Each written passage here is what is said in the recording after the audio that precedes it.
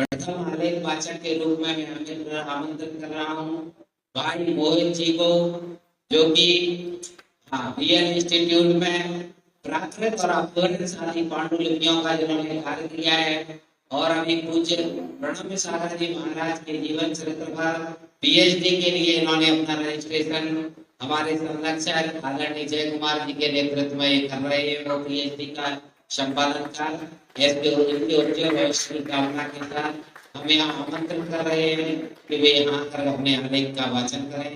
आदरणीय मोहित जी।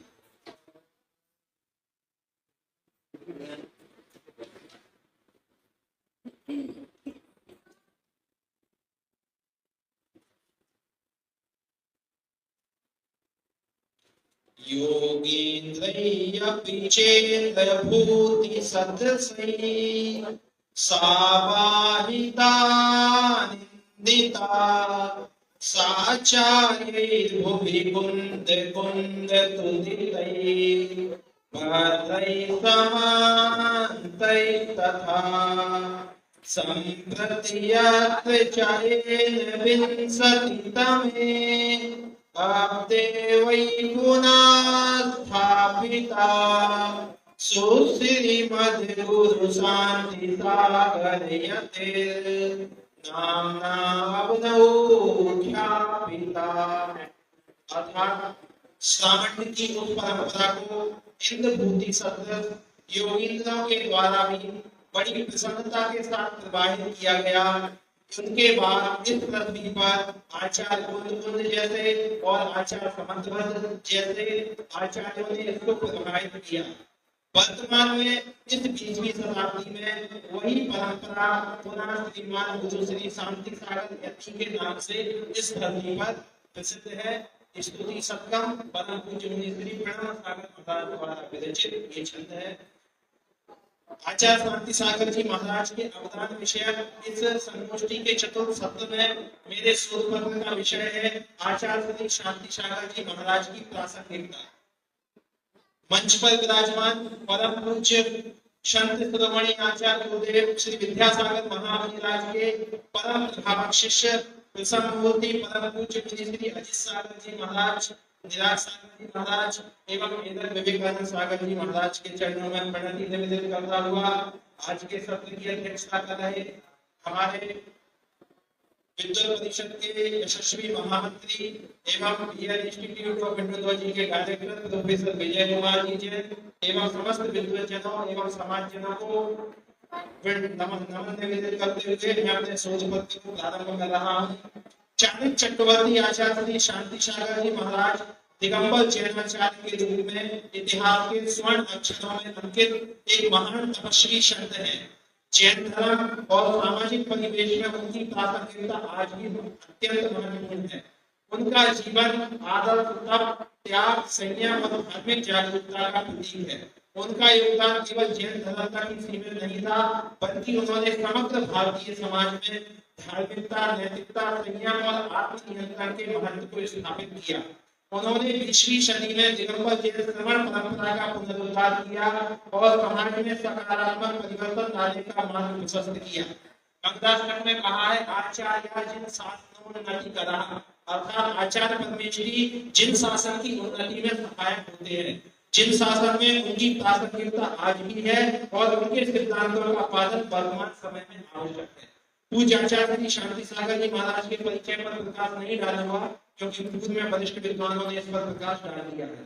आचार्य शांति सागर जी महाराज के जीवन में हम जब प्रासंगिकता की बात करते हैं तो किसी भी व्यक्ति के जीवन का प्रासंगिकता कैसे घटित होती है। जन्म और मृत्यु ये जीवन का शाश्वत शब्द है, लेकिन जन्म और मृत्यु के बीच में जो हम समाज के लिए कल्याणकारी कार्य करके जाते हैं, राष्ट्र के लिए जो कल्याणकारी कार्य करके जाते हैं, उससे व्यक्ति के जीवन की प्रासंगिकता हुआ करती है, उससे उस व्यक्ति के जीवन की आवश्यकता हमें प्रतीत होती है। आज चाणक्य चक्रवर्ती आचार्य श्री शांति सागर जी महाराज के जीवन की प्रासंगिकता क्यों है? वो इसीलिए है क्योंकि उन्होंने जो समाज के उत्थान के लिए, धर्म के उत्थान के लिए, जैन परंपरा के उत्थान के लिए, श्रवण परंपरा के उत्थान के लिए जो कार्य किए वो अद्वितीय है, अनुपम है। कैसे हैं मैं आपको बताता हूँ।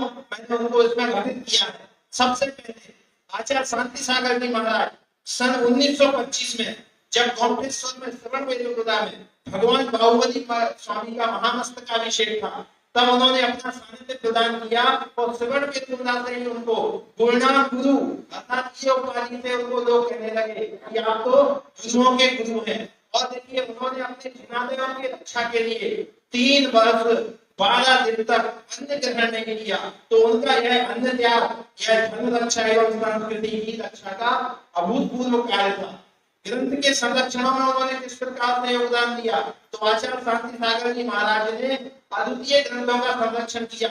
उन्होंने जीर्ण प्राचीन ग्रंथों को जो ताड़पत्र आदि पांडुलिपियों पर लिखे थे उनको बंधवा करके सुरक्षित रखवाया। किसमें?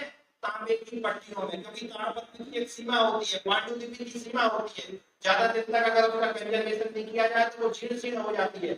उन्होंने सारे ग्रंथ उनमें महाराष्ट्री हस्तलिखित ग्रंथ ताड़पत्रीय पांडुलिपियों में संकट डाला और महावंश जैसे ग्रंथ जो हमारे परंपरा के जैन परंपरा के मूल कहे जाते हैं सैद्धांतिक ग्रंथ, ऐसे ग्रंथों को कीट आदि की रक्षा से उनको बचाने के लिए उन्होंने उन सारे ग्रंथों को पांडुलिपियों को ताम्रपत्र पर अंकित करा करके उनको सुरक्षित करवाया। उन्होंने अपने जीवन काल में लगभग 8 लाख श्रावकों को मूल गुणों से सहित करके उनको यज्ञोपवीत प्रदान की। यह उनका सबसे बड़ा कार्य था। महाराज श्री ने कहा कि जिनवाणी हमारा प्रण है और जिनवाणी के प्रति महाराज का अगाध प्रेम और अगाध श्रद्धा थी।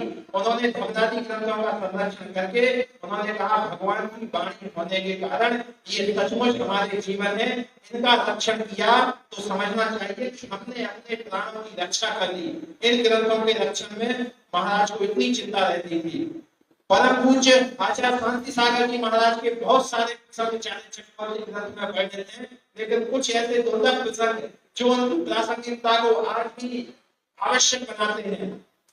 एक बार पूज्य महाराज जी का प्रतापगढ़ में चातुर्मास था, उनके शरीर में चर्म रोग हो गया। उन्होंने लोगों ने कहा महाराज श्री ये आपके शरीर में यह रोग हो गया। तो महाराज श्री ने उत्तर दिया शरीर व्याधि मंदिर, उनके शरीर तो लोगों का मंदिर है, ये तो होता रहता है। तो उन्हें उसमें लोगों के आने का कोई भूत नहीं होता है। बुखार कभी हमसे पूछ के नहीं होता कि मैं बुखार आ रहा हूं, हो जाऊं, नहीं होता। कभी भी आपको बुखार आ सकता है, कभी भी जुकाम हो सकता है, कुछ भी हो सकता है।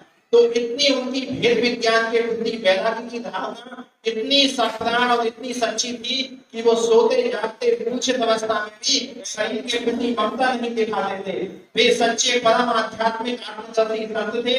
इस प्रकार उन्होंने अपनी अद्वितीय आत्मनिष्ठा और महाव्रत की श्रेष्ठ आराधना के फलस्वरूप उनका अद्भुत विकास हो रहा था। सर्वत्र उनका सुयोग फैल रहा था। अंत लोग उनके दर्शन के लिए सर्वत्र नारायण हो रहे थे।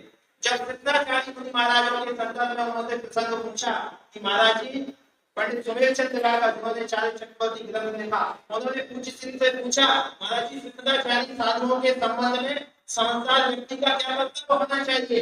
तब महाराज ने कहा ऐसे साधु को एकांत में समझा करके उसका स्थितिकरण करना चाहिए। पुनः पूछा कि समझाने पर भी अगर उनकी प्रवृत्ति ना बदले, अगर समझाने पर भी वह ठीक ना हो तब हमारा क्या कर्तव्य है। तब महाराज ने कहा कि पत्रों में उनके संबंध में समाचार छपना चाहिए कि नहीं। महाराज ने कहा समझाने से भी अगर काम ना हो तो उनकी उपेक्षा करो, उपगुण अंग का पालन करो। पत्रों में चर्चा चलने से धर्म की हंसी होने के साथ साथ अन्य जो मार्ग में स्थित साधु हैं उन अज्ञानी लोगों द्वारा बाधा उपस्थित की जाती है। महाराज ने यह भी कहा कि मुनि महाराज अत्यंत निरपराधी हैं। मुनि के विरुद्ध दोष लगाने का भयंकर दुष्परिणाम होता है। राजा श्रेष्ठ ने नरकायु का वध किया, निरपराध मुनि के गले में सर्प डाला। अतः सम्यक दृष्टि श्रावक को चाहिए कि वो विवेक पूर्वक स्थितिकरण, उपगोहन, वात्सल्य आदि सम्यक दर्शन के अनुभव का विशेष ध्यान करके सार्वजनिक पत्रों में चर्चा नहीं चलाएगा। एक पूज्य महाराज जी के शब्द थे, उनके उपदेशानुसार सिद्धाचार्य साधु को समझाने पर नहीं समझते हैं तो उनसे उपेक्षा करनी चाहिए, उचित दूरी बनानी चाहिए। यही हमारी सम्यक दर्शन की रक्षा का कार्य है। भोग के रोगी मुनि साधु की महत्ता को नहीं समझ सकते। पूज्य श्री ने कहा कि आज का जगत यथार्थ में ज्वालामुखी के रूप पर बैठा हुआ है। एक चिंगारी कहीं से पहुंची कि विस्फोट द्वारा प्रलय का ध्वंस उपस्थित होने में देर नहीं लगती। उन्होंने कहा ये भोग के रोगी स्वस्थ वितराग संतों की संस्कृति के सत्य स्वरूप को अपनी मलिन दृष्टि बस निर्दोष रूप से देख ही नहीं पाता।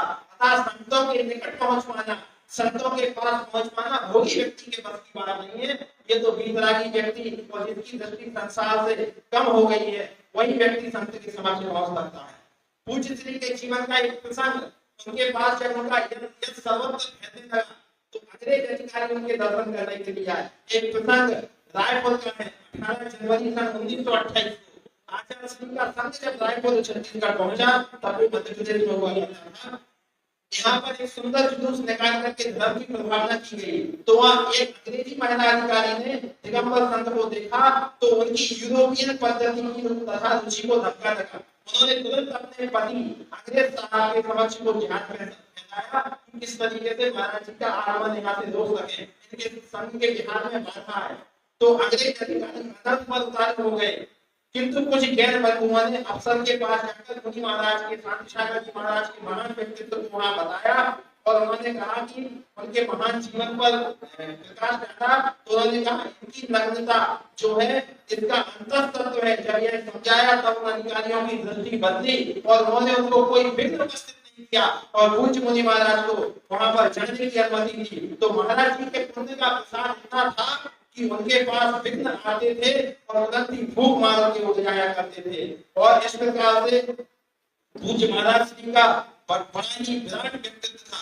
उनका एक और प्रसंग है, उन्होंने कहा आदम की आज्ञा से डरना चाहिए, लोक मत से नहीं डरना चाहिए। सारी दुनिया अगर अपने विरुद्ध खड़ी हो जाए तो उन्होंने कहा उसको खड़ी हो जाने दो, लेकिन आप अपने आगम के अनुकूल चर्या करिए और आगम की बात को मानिए। और पूज्य श्री ने कहा रत्नात्रयधारी सेवा नहीं करते हैं, वो तो कल्याण करते हैं। एक बार की बात है, आचार्य श्री ने कहा कि कभी-कभी कहने में आता है कि ये महापुरुष लोग सेवा करते हैं। तो महाराज जी ने कहा यहाँ सेवा के स्थान पर हित शब्द का प्रयोग करना चाहिए, क्योंकि यह उचित प्रतीत होता है। बोले ये जिनेंद्र देव जिनवाणी के सिवा दूसरे की सेवा नहीं करते।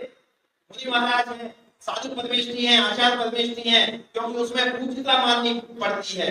रत्नात्रयधारी महाव्यक्ति साधु अवृत्ति की सेवा कैसे करेगा और यह कैसे संभव होगा? तो दुख प्राणी के दुखों को दूर करेगा और दुखी प्राणी के दुखों को दूर करते हैं और कल्याण मार्ग में लगाते हैं। इस प्रकार से पूज्य मुनि श्री ने कहा कि वहां पर हित शब्द का प्रयोग करना चाहिए। और भी संयम धारण की प्रेरणा पूज्य श्री ने दी कि भाई कब तक इस तरीके से अपने अमूल्य क्षण को व्यतीत करते रहोगे, संयम को धारण करो, यमराज कब हमें दबा करके ले जाए इसका पता नहीं। पूज्य श्री की एक बात उन्होंने कहा कि पंचांग काल के अंत तक यह जैन धर्म रहेगा। अंत में चार्य चक्रवर्ती ग्रंथ में लिखा अहिंसा धर्म अपरिवर्तनीय है। आज के युग में हम देखते हैं कि धर्म के परिवर्तन की बात सोचते हैं। उन्होंने कहा इस प्रकार का संदेह नहीं रखना चाहिए। जैसे पौधे में फेरफार करने से रोग दूर नहीं होता है, उसी प्रकार से जिन्हें भगवान के द्वारा बताए गए मार्ग का उल्लंघन करने से कर्म रोग क्षय नहीं होता है। इसीलिए आगम के मार्ग को अपनाना चाहिए और अहिंसा धर्म ही सच्चा धर्म है, इसके सिवा अन्य कोई धर्म नहीं है। ऐसी समस्त बातें शोध पत्र में दी गई है। समय हो गया, धन्यवाद। बहुत धन्यवाद हम ज्ञापित करते हैं आदरणीय मोहन जी के लिए। और